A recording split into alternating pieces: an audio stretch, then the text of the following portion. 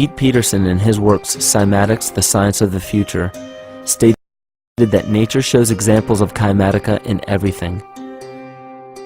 This phenomena is found to be one of the prime forces that moves biological evolution along its path.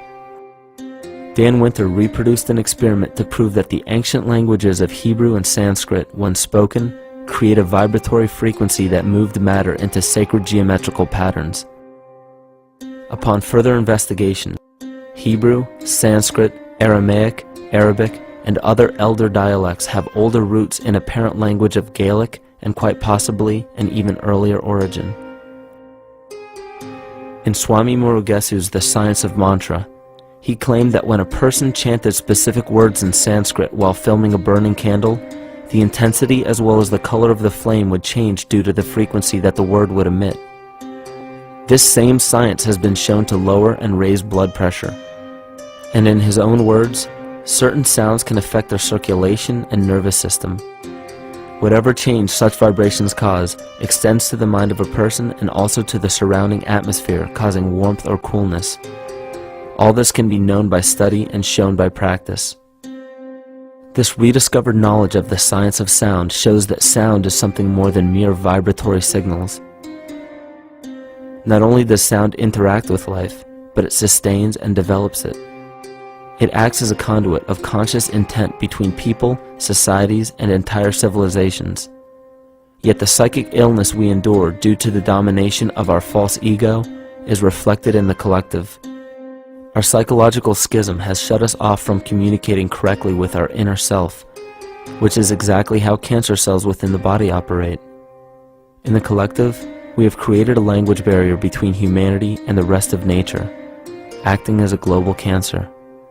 Recorded in history, the efficacy of the ancient languages has been severely uprooted. The alphanumeric translation from Hebrew to English shows a complete reversal of the two languages, giving the cymatic effect unnatural results. Dr. Leonard Horowitz stated in his work on DNA, 1/3 of the sensory motor cortex of the brain is devoted to the tongue, oral cavity, the lips, and speech. In other words, oral frequency emissions spoken or sung exert powerful control over life, vibrating genes that influence total well-being and even evolution of the species. A degradation of language in this case is shown to affect biology. If something as basic and important as language can be degraded and devalued to such a degree, yet never questioned, what else might we be missing? Think of an aspect of your life that dictates the limits of your freedom. Government and law enforcement, insurance and pharmaceutical companies, taxes, building permits, driver's licenses, and more. There are hundreds if not thousands of stipulations, regulations, and boundaries on our freedom. And out of the ones that were just mentioned, how many have you researched to find out whether they apply to you or not? Let's look at the forms of law that we currently acquiesce to.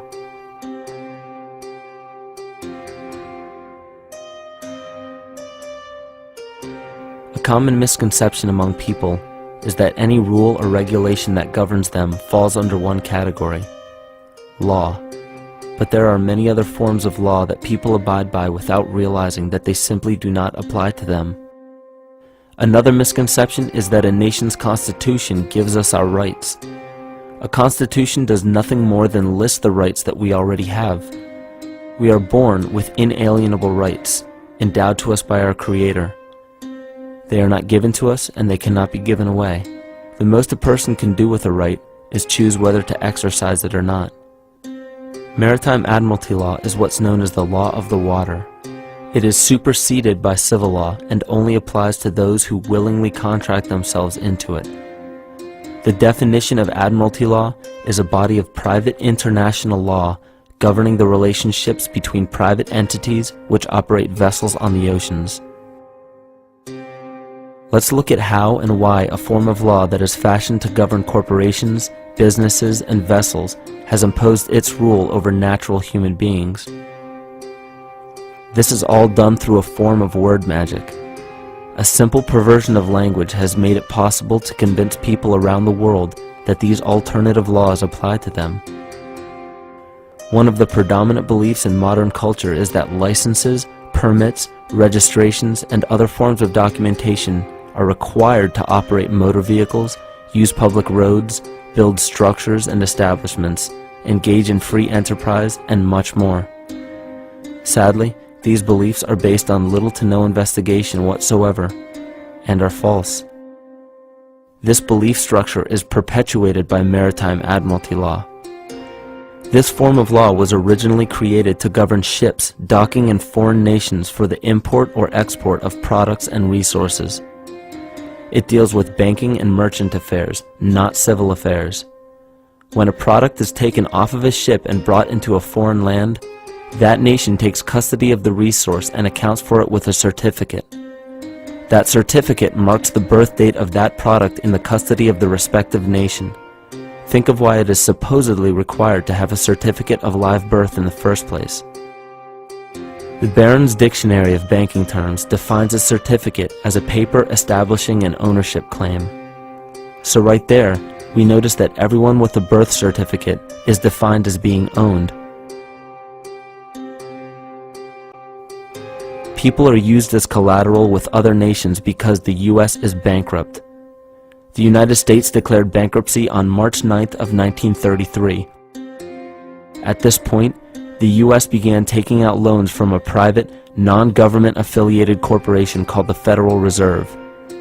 With no money to pay back the loans, the United States began using the citizens as collateral. All birth and marriage certificates are literally warehouse receipts. Just look at the similarities of warehouse receipts and birth certificates. Both document the date of issue,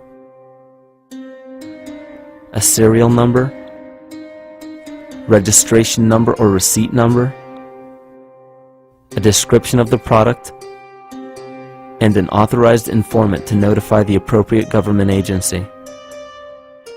With all of this information being readily available, the majority of people are unaware of their involvement with maritime admiralty law.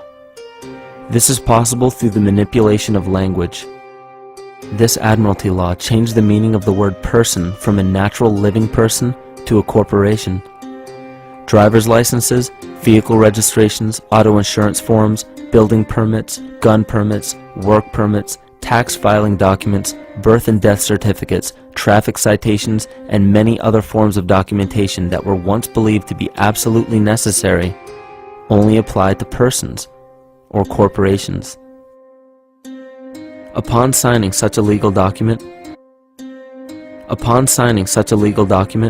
you are indirectly waiving your rights under the Constitution and lowering your status to that of a corporation that is created with the same exact name as you. The only way to reconcile your true name from the name of the corporation is to take notice that the corporation has its name in all capital letters. This is known as capitis diminutia maxima. You may take notice that your driver's license, birth certificate, social security card, insurance cards, and more use all capital letters to legally represent the corporation with your name, not you. The corporation is known as an artificial person, whereas you, the human being, are known as a natural person. This deception goes even deeper when it comes to the courts that we attend. When showing up to court, you will notice that there are seats for witnesses behind a wooden fence or barrier. The defendant must cross through the entrance to the other side of the barrier where the plaintiff and judge sit. This act symbolizes the boarding of a ship. At this time, business can be conducted in maritime admiralty law. The judge, acting as captain or banker, is responsible for settling the balance between the two sides. This is why there is always a monetary value involved in any court case. The captain is simply dealing with banking and merchant disputes. Once the balance is paid, the case is closed. To turn the court case away from admiralty law where your rights are not protected, you must avoid agreeing to represent the artificial person. This is done by stating that you are the natural person. You don't have a first or last name because those imply corporate title. In a court case, you may state that the court takes judicial notice of your honor's oath of office. Every judge must take an oath of office to practice law, yet you must make it clear to the court and the jury that the judge is acting as judge and not banker. Remember that you are a natural human being of the earth. You are not governed by anything but your own consciousness. Laws are created within a society. The society that created the laws we see being enforced today is called the Law Society.